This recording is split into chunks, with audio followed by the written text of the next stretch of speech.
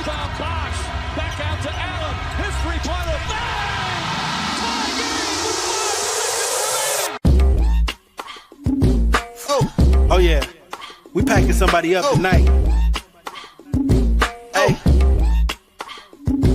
Come on in, take your shoes off before we close the door. Few rules, heat packing the air, we about to blow. This the basement, ain't nobody safe, you already know. Grab a seat and kick your feet before you get too comfortable. You want the X's and the O's, the tray, yes and no. Friends and the foes, the butlers and the heroes. You can feel it in your soul, the win the ring is the goal. But if somebody need to go, we be sure to let you know. Going hard for my dogs is an everyday thing. Like Jimmy down the lane of 13 off the screen. Whole squad keep it tucked like number 17. Bring your takes and your memes, going hard for the team. Going down in the basement. It's going down in the basement. Get your takes off. Get your takes off. Going down in the basement. Yeah. Welcome to the Basement Sports Network post-game show. I'm your host, Royal A. Shepherd. And boy, listen, bro, y'all better be glad that I have this type of commitment to the basement, because Justin is starting these shows within seconds of that game ending. And if I'm not in here, then it is over with. So Wesley Prince, the 9 seed, brother, 10, brother. That is where the Miami Heat are, and that is where they should remain. Yes? Yes, we're the 10 seed. We need them to have a road game in that first play-in game, and we need it to be for all the fucking marbles, okay? So, yeah, like another loss only aids in that cause. But, yeah, the Miami Heat did beat the Philadelphia 76ers tonight with no Bam, 117-105. Game was not at all, like, entertaining. I think it's because partially I had like I had my eye on the national championship game. I'm watching the national championship game, even now they're at halftime now, but I'm watching the national championship game while I was watching this game, and it was cool. Heat in 2? No, I don't think so. But I do think that tonight, Miami, it was an interesting game, bro, because this game you played without Bam, the last game you played without Tyler, and it felt like it's like similar teams, but two completely different teams without them. I thought Tyler was horrible tonight. I don't think there's any way around that. I don't think he was good at all, particularly tonight. I think he was pretty bad. The 7 turnovers is kind of what stands out to me. Yeah, he ended up with 20 points, but he got those kind of late in the game, just kind of had a flurry of late game shots that he was making. Justin, real quick, are you giving me 15 minutes to do this show, or can I just do the show until I'm tired? Okay. My fault. My mic messed up. You hear me now? Yeah. Yeah. Do you, bro? Thanks. All right. So last game, Justin only gave me 15 minutes, which I appreciate it very much. But either way, yeah. So Tyler Herro, I don't think you say do the show until I'm tired. Yeah, I'm gonna do it. He gave me permission. Otherwise, Justin will cut this bitch off mid-sentence. But yeah, I don't think Tyler Herro was good tonight, particularly. He ended the game with 20 points. A lot of that came when the game wasn't quite decided yet. You know what I mean? So I'm not gonna say like his points towards the end of the game didn't matter, but it felt like a lot of the heavy lifting had been done. But them 7 turnovers were crucial. He only ended up with 2 assists, 5 rebounds. Didn't really impact the game much. But they got the win.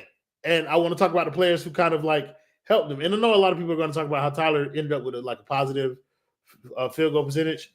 And it's cool, but it just wasn't impactful points. They just so happened to be there. I'm going to talk about some people who really did. Herro was busting out there all over the court. I don't know what that means. I ain't going to lie. And I really don't. We got a big game this Wednesday. We do. Who we playing? I want to talk about people who really did impact the game tonight. And my player of the game, I know there's other people who scored more, but my player of the game was Kel'el Ware. Bro was dominant tonight. Not gonna hold you. Bro really impressed me this evening, bro. 19 points, 17 rebounds. The 17 rebounds is the part, again, I'm going to keep talking about how the Bulls for the play-in spot. I would prefer if Miami did not win that game. But Khalil Ware, to me, again, has kind of like he shot 2 threes a night, but I feel like earlier on when he was getting playing time, my brother Bulls, yeah, everybody told me they were playing the Bulls on Wednesday. Okay, we'll get to that a little bit. But Khalil Ware, I feel like when he was first starting to get playing time, it was just a reality. Like he was shooting a lot of threes. But as of late, he hasn't been doing that, and he's been focusing on correct, Miguel, obedient Hassan Whiteside. And I feel like this is kind of like the perfect example where like he's kind of went into the role that they absolutely need him to do. The threes are a nice component of his game, and I do believe that he has a nice shooting touch or whatever. But I believe where he's most impactful for this version of the Miami Heat is on the boards. And that's what he's kind of put his effort and focus into. And the results have kind of shown for themselves. 17 rebounds tonight was the most important stat that he did. And yes, he put up 19 points, had a mean-ass putback dunk over like 3 defenders. I thought he was appropriately the best player on the court tonight for Miami, which if you get that from a rookie at any point in the season, then that's cool, and you want to keep that up. Next player, somebody else mentioned him, Kyle Anderson. Yeah, Miguel. Kyle Anderson is another player. You say he needs 20 more pounds of muscle next year. I think Miami's going to be good at kind of putting weight on him, getting him a little bit stronger. And they're going to refine some of the things about his kind of like footwork in the post. I think he lacks strength for sure as a player. I think he has good rebounding instincts. His length obviously helps with that. But I think he needs kind of like a go-to move in the post that they'll try and get him and like a few counters maybe. Probably not working on the counters too much, but focusing on adding strength so that he can defend without being moved as much. I felt like there was some times tonight where he got bullied a little bit, and I think Miami's goal with him is going to be to kind of clean up some of that, make sure he's strong enough to be able to hold his own down in the paint, as well as like have the strength to make it through a full season of rebounding. And then you'll start to see them add little pieces, maybe in like year 3, 4, and 5 to his offensive repertoire. But for right now, this is a good start. Like for Khalil Ware, this is a good start to his career. I fuck with the kid, bro. Like I fuck with him. But again, I had no expectations for him this year. Anything he asked in Miami this year is a plus. I wanted to be consistent with that, and I've maintained that like mentality around him. It's hard for him to disappoint me at this point because I wasn't counting on him for anything. But solid season so far for Khalil Ware, and particularly tonight. But I want to talk about Kyle Anderson. I'm gonna read some of y'all comments. It's only me up here. I'll read comments and interact with those more so than I'm just gonna talk. I think Ware honestly will have a breakout year next year. It's always year 2 these breakout royalties. I think it's going to be pretty difficult for Khalil Ware to have a breakout season any year that he's playing next to Bam Adebayo. He should have been starting all year. Like, what the fuck? I disagree. So to begin this year, if Ware decides to take the skyhook torch from Kareem, it's going to be enjoyable. Let's hold our horses on that. I disagree that Khalil Ware should have been starting all year because you had Jovic, who had been a starter for the team last year, and they started the season with the Bam Jovic front court, and I was cool with that. Like, Jovic is another player who's a little bit further in the developmental pipeline, and you wanted to see him. You want to see kind of what he was as a starter. Do I think Khalil Ware is the right choice as a starter? Absolutely.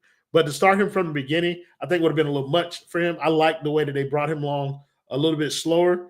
And then what they did was they saw something that they liked and that they wanted to invest in, and they cleared the decks for him. They traded Thomas Bryant to Indiana, and essentially I feel like they I should get my brother to come on the stream for that game, for the Bulls game. Yeah, my brother can come on any stream that he wants. He's my brother in the basement. Like he's in the chat and everything. Like whenever I post a link, he has a link to the show, so he can just jump on here whenever you feel like it. But for Khalil Ware, I think like with Kevin Love, one of the things that happened is that now he's taking all these games off for personal reasons. And we've said this before, but I think this is more of a Heat directive than it is like personal reasons. I think the Miami Heat have kind of sent him home knowing that he's preparing. I think Kevin Love's probably going to retire. So they're preparing him for retirement, and they're investing in kind of the youth that they have here. So they cleared the decks for Khalil Ware to be able to play. And I think that they gave him a few games in the G League to get some kind of like NBA competition. And they brought him along a lot quicker than they brought along other guys. But as slow as they could. and now you got him as a starter. And I think it's okay to pencil him in as a starting player moving forward next to Bam. It's all about growth now from here on out with him. I do want to talk about Kyle Anderson, though. Like, let's see. Kyle Anderson, pleasant surprise, genius veteran. K-Love replacement with Rozier does not want. Correct. I do not want Kyle Anderson on this roster next year. Even though I've been right there with you in terms of like understanding that Kyle Anderson is a very intelligent player, and Spoke can kind of deploy him anywhere that he wants. Like when he first got here, he had him playing backup center, and now you see that they have him being the primary ball handler with that second unit. I think a lot of this, what you're seeing now with Kyle Anderson, there is a duplicative skill set with Jovic here. So when Jovic comes back, is there still room for Kyle Anderson? Or if Kyle Anderson, that is the problem that you run into. You got this player in Jovic who you hope to develop in kind of like the same vein that you're seeing Kyle Anderson be used. But Kyle Anderson is a 31-year-old guy, like, and you keep him here on the roster. I don't want anybody to come in here and replace Kevin Love. I don't want a veteran presence. I want Bam to be the veteran presence. And everybody that's down there filling out the roster or whatever, you guys are going to – Bam has learned from OGs. And I think it's time for them to kind of like give him that entire responsibility. Give him the locker room. Don't have any older guys in there trying to talk up. Like, Bam is your guy. Let him be the voice in the locker room. Let him be the captain without anybody else kind of like barging in on that. Like, nah. I think I agree. I think guys need to learn to kind of like follow Bam's example. And the best way to do that is kind of clear the decks. Let him be the leader of the locker room. Let him lead in that regard. We don't need another veteran guy. But Kyle Anderson, in and of himself, is a good basketball player. He's a very smart basketball player. I've said this a couple of times. Kyle Anderson has played point guard back when he was at UCLA. So him getting point guard responsibilities with Miami isn't something that's completely foreign to him. I think he has some ball handling duties in San Antonio as well during his stint there. But I think for like this team, Kyle Anderson isn't going to be the player that kind of helps them go anywhere near a championship. I think he fills a void right now while Jovic is hurt. But in an ideal world, if you have your whole team healthy, would you guys rather than play Kyle Anderson or try and develop Jovic? And I think with the direction of this team, the clear-cut answer is to develop Jovic. And I don't want anybody standing in his way or have him looking over his shoulder for somebody who could potentially be playing the same role. So, yeah. Let me see. You think Kevin Love may end up working for the Heat like UD is doing once he retired? UD worked for ESPN. No, I don't think Kevin Love works for the Miami Heat. I think he enjoys retirement for a little while. The next person that you should look forward to joining the Miami Heat is Goran Dragic. I think that's what you're seeing. I think you're seeing Goran Dragic kind of come around the organization a little bit more. You saw him at one of the practices during the 10-game losing streak. And I think that is kind of where this is headed towards. Goran Dragic being a more integral part of the organization moving forward. Probably moving into a front office role. Nothing major, like player scout, something like that, like international scout or some shit like that. That's part of the reason why they tried it. Davion Mitchell. First of all, before I get to this, I'm not going to go another step without talking about tonight's leading scorer, okay? My starting shooting guard. Duncan Robinson. Duncan Robinson has 21 points on 8 shots, or had 21 points on 8 shots tonight. Very efficient, 5 of 6 from the 3-point line. Didn't do much of shit else. But I think when Miami kind of got in some spots where they needed a little bit of offense, he kind of hit a couple of threes that just kind of kept the 76ers at bay. Nothing too crazy, like nothing in terms of like making up anything for anybody else, just elite 3-point shot making tonight from him. And so you want to shout that out. That was a good game from Duncan Robinson. But yeah, Davion Mitchell is probably the next guy I'm talking about. So let's look at the comment from It's Yeah Boy. Davion Mitchell plays like a bull in the china shop, but as a small dude, he might not be the best passer or scorer when driving, but he's gonna do it when he's gonna get something going when nothing is going. I think Davion Mitchell is cool. Like I like him. Like I would be fine with Davion Mitchell being a part of this roster next year and moving forward because he's not particularly old. He's not exactly young, but he's not super old. And I think that locks up the backup point guard position. I do not want to see a world in which Davion Mitchell is counted on as my starting point guard for a full season. I don't care how much people think he fits next to Tyler Herro. Davion Mitchell is not a starting point guard for the reason that you mentioned. The playmaking is just not there. The decision-making sometimes wanes, and I think you saw a little bit of that tonight. One example was when he tried to dunk on somebody on the fast break. Just come on, bro. Like we're not doing that. But he did dish out 9 assists tonight. And I think he gets the assist by creating advantages by getting downhill. And so, like, shout out to him. And I would really like to keep him at a reasonable price and as a backup. I don't want him as a starter on my team. And I think this is kind of where I land on him. But good game tonight. 12 points, 9 assists, 4 rebounds, a steal in the block. He had 5 fouls, but he also had the highest plus minus on the team at a plus 27. He was moving shit out there, bro. He also played the most minutes, 36 minutes. I get why Spo's not starting him, but obviously Spo loves him. He's playing him more minutes than he played even Tyler tonight. And I don't know if that was because of injury or whatever, but I just know that he leans on Davion heavily.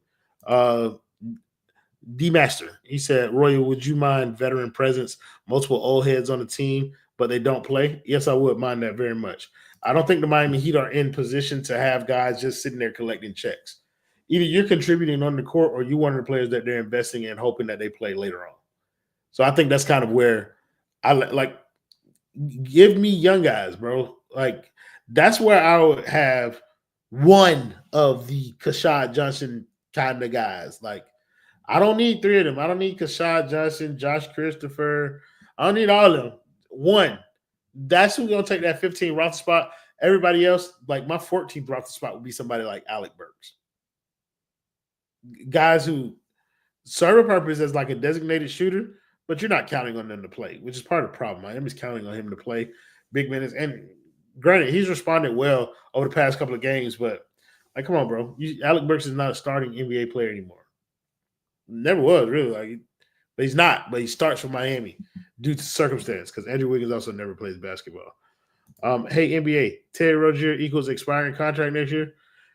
Nigga, there's film on Terry Rozier. Like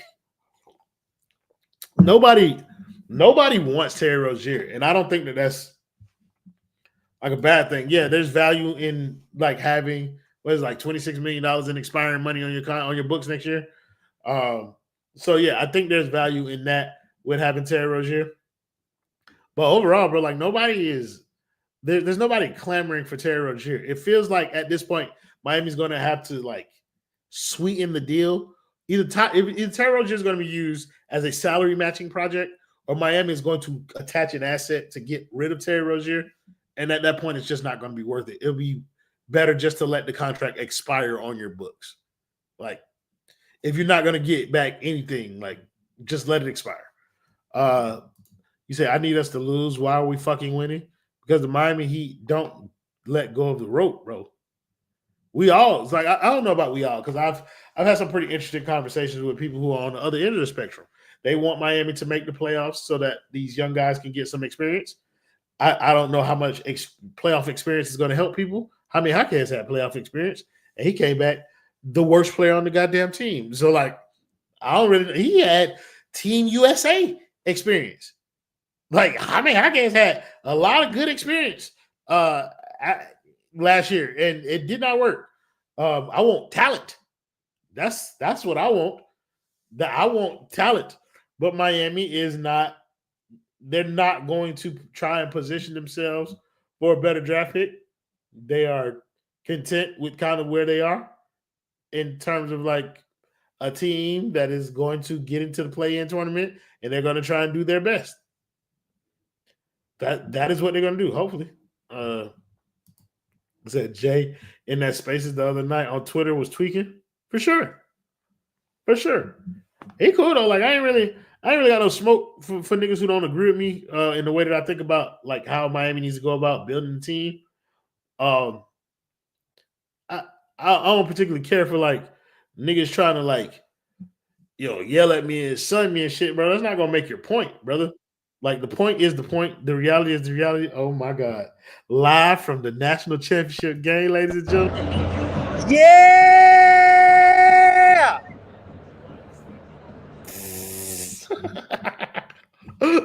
That boy Stone is up there at that game, watching his Cougs up by 12 over the University of Florida. Hey, man, it ain't looking nice. He said it's literally no point in winning games. I agree. I agree that there's no point. Stone, I don't know if you want to talk or if you're going to leave for real. He's a founder of – oh, no, Stone leaving. Is it real Gator talk? No, sorry, Bob. But yeah, I agree with you, young Chad. Like, there's no point in Miami kind of coming in here. It's only moral victories, and I think some fans kind of latch onto those moral victories because that's what's been pushed by the organization is moral victories. Culture in and of itself is a moral thing. It doesn't speak to actual winning. You know what I mean? Like, that's not a process. Culture is not a process. What's up, Hey, man? you see the free agent they signed? Who? The Heat. They just signed a new free agent. No, they didn't, bro. Man, Mr. Saratoga Water himself, man. Court side of the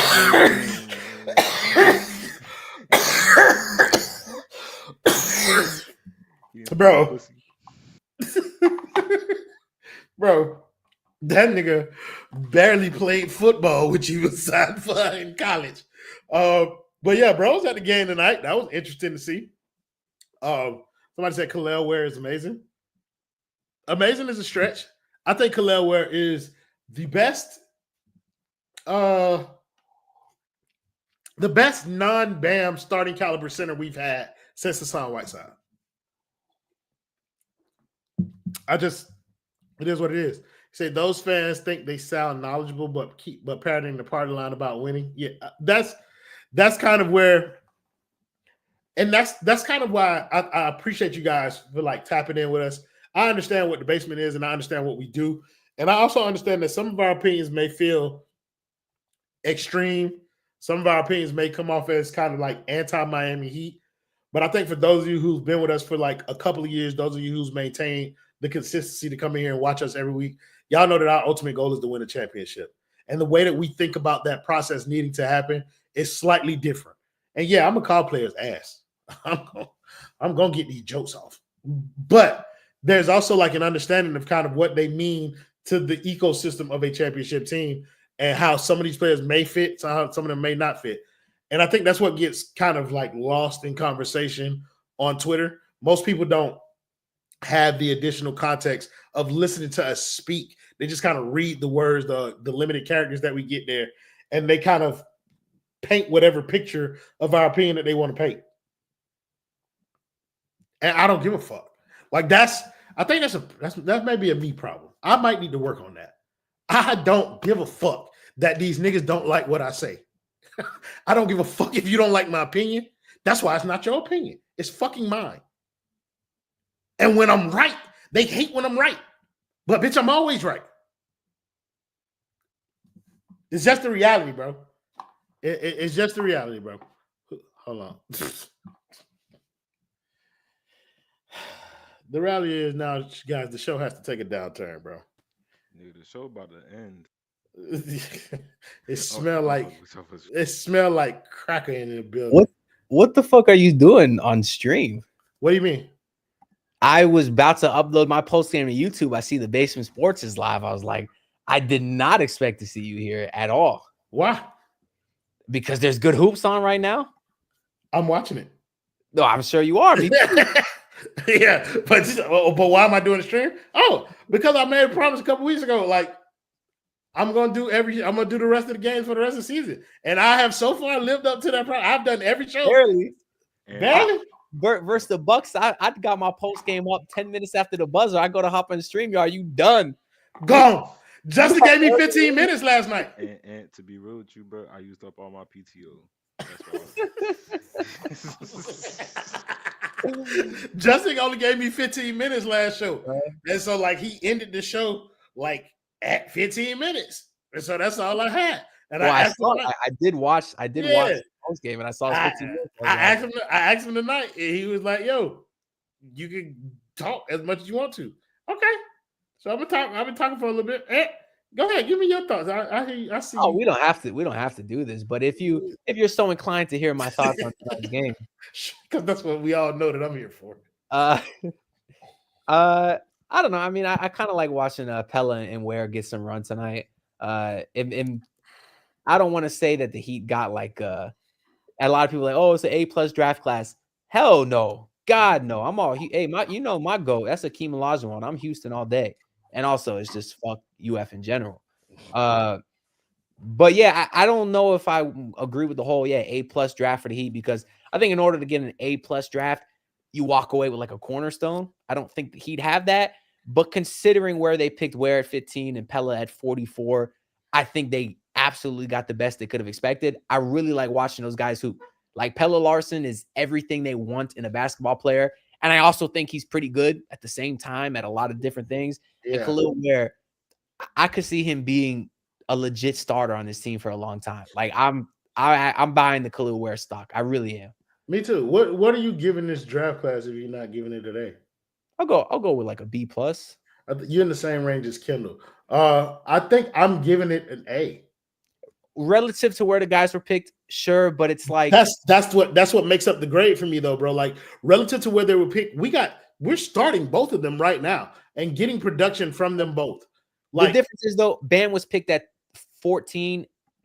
Bam went in the draft. Look, I can't judge the rest of the draft. I just got to judge who Miami picked, how they've contributed to this so far. But if the Bam draft is an A, F just feel a little weird giving this draft the same grade. That's all I'm saying. Bam draft, you got one player. This draft, you feel like you gotten two.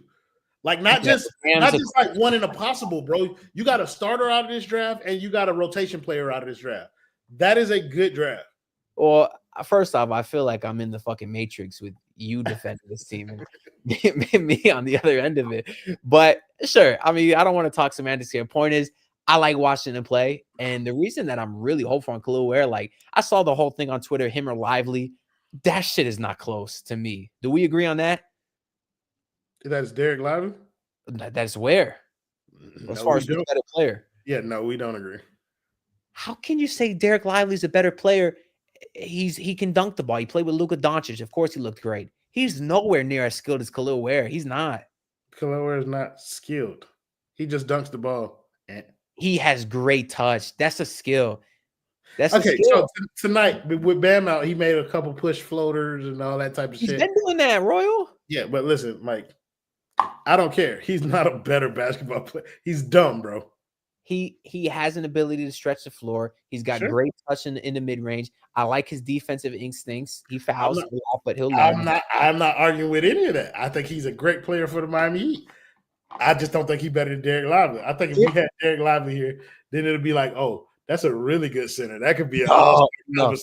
I promise you. Give Khalil Ware Luka Doncic, he's averaging 30. I promise you. I promise you. Come on. No, he won't, because if you give Khalil Ware Luka Doncic, Bam will be averaging 30, and Khalil Ware will be nowhere to be found. Bam won't shoot enough shots to average 30. With Luka Doncic, he will. Have you seen Jackson Hayes lately? Yeah. Man, look like he playing a whole different sport. Speaking of Akeem Olajuwon, man, cut it the fuck out. Yeah, but tonight's game is just kind of like a microcosm of the Heat's frustration, because last game you lost, felt like you got to look closer to the draft pick. You can't move up or down, really. So why not just give yourself the best odds to get a better pick? Is the thing. And I think some people thought that that's what Miami was doing by sitting Bam tonight and sitting Tyler the other day. But look, at the end of the day, well, what's the difference? Like, what's the lowest that could fall? The 8th best odds? Like, what's really the difference between 8th best odds and 10th best odds? It all comes down to the playing to me. That's what the difference is, that with the 8th best odds, you got a 25% chance at a top 4 pick. With the 10th best odds, that the 10th or 11th, I think it's the 11th, that goes down to 7%. Well, I stand corrected. Yeah, so like that's a big difference. It's how many ping pong balls you got to like get closer to that top 4 pick, and I think Miami's in a perfect. They're still in a good position to be able to give themselves a chance to get a real good player, and they are squandering it for wins that mean nothing. Yeah, but it's like they with more, the schedule they got coming up, it's moral victories, and they could lose these games. They are taking the moral victories. It would have been Royal if me and you were out there, the starting backcourt. We got a shot versus that Philly team. But it's more than just the game tonight, though, bro. Like it's the 6-game win streak following the 10-game losing streak, bro. Like that's true. That shit there, bro. Like you niggas are just doing too much, bro. Like just live in your reality, and they're trying to defy their own reality, which is the part that gets so annoying for me because no matter how hard you try and feel like you're gonna have this miraculous glory road ass run to the NBA Finals, it's not happening again, bro. It's not. It's not happening again. 2023 basketball season was a fever dream. It was. And niggas believe that Miami can – for niggas who believe that Miami Heat could go far in the playoffs, you believe Lightning can strike in the same place twice. Or you believe it happens every 2 or 3 times it lightnings. Just being perfectly honest. But yeah, 31 minutes, more than enough basketball talk for you niggas. I told y'all these shows are getting shorter and shorter because they mean nothing. But we do have a kind of important game coming up on Wednesday where we play the Chicago Bulls in Chicago. A lot on the line in this game. Thoughts? The boy feeling good? Speaking of the Chicago Bulls, keep this shit going. Get Brenton in here because last time I checked the box score, Walter Clayton Jr. has as many points as me and you.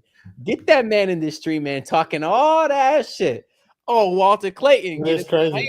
That is crazy. Oh, no, because I texted him an hour ago. He has not texted me back, which means there is no chance that he's getting on the stream. Lights are too bright. Yeah.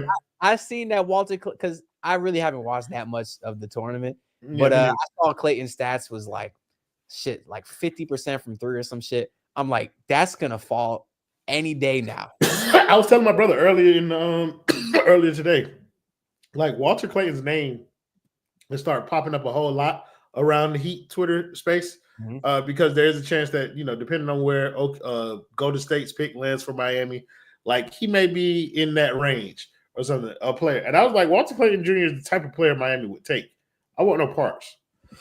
I don't want him. I mean, I'm cool with a second round pick. People talking about him going top 20s. No. He will go in the top 20 though because of this championship run. Yeah, which I'm not cool with. But I don't want to act like as a second round pick he can't contribute. You saying Clayton will? Yeah, well, that's he probably like the likelihood is significantly lower. But niggas, I guess, will point to Pele Larson and saying, "Look what we did here."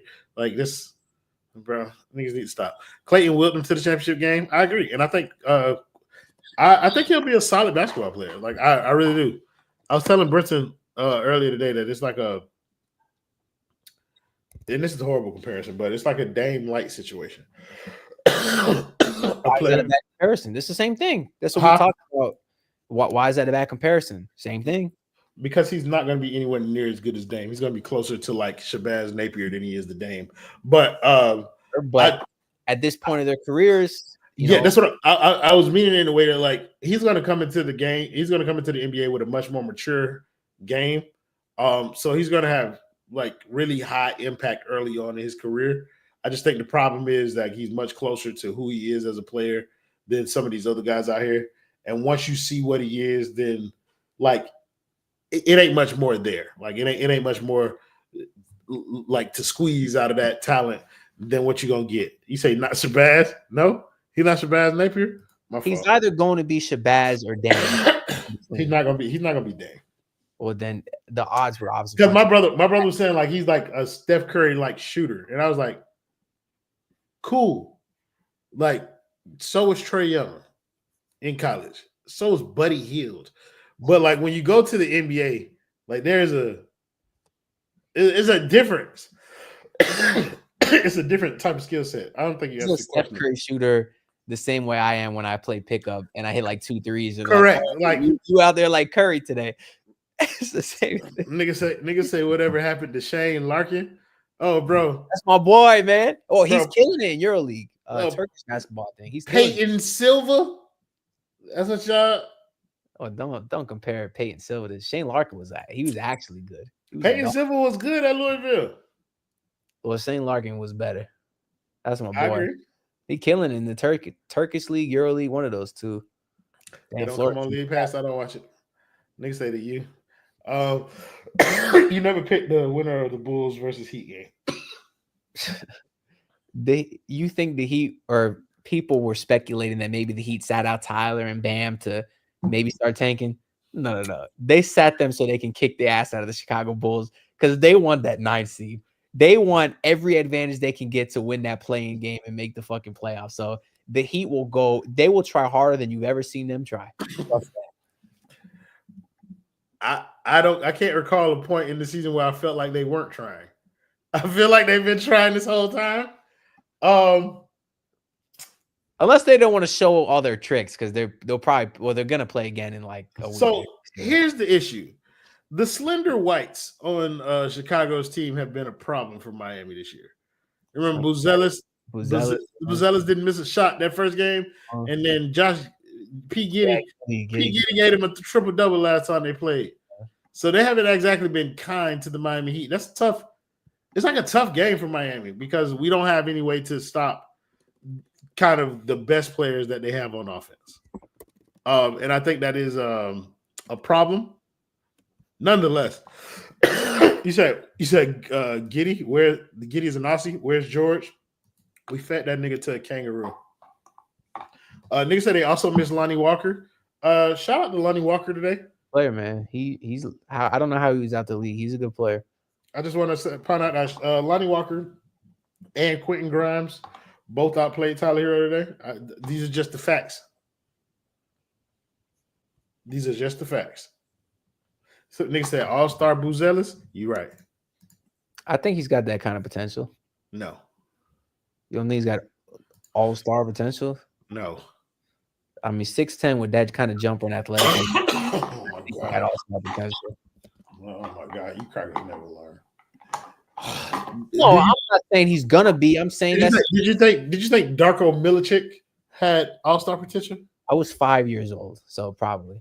Did you think Dario Saric had all-star potential? That's not the guy that you need to be asking. Okay, thank you guys in the comments as always for joining the show, making it much more fun than it would have without you. Thank you to Ant for coming up here, doing whatever he does, and of course, thank you to Kane Justin in the back on the ones and dudes for producing. We will see y'all on Wednesday. Play the video, Justin. I'll fuck with you. I'll keep going. So how many Jaquez? Let's say he develops a jumper, right? How many Jaquez? Let's say he develops a jumper. Justin. That's going to space the floor out. He can get right back into that driving game. Justin. All right, yeah, I got you.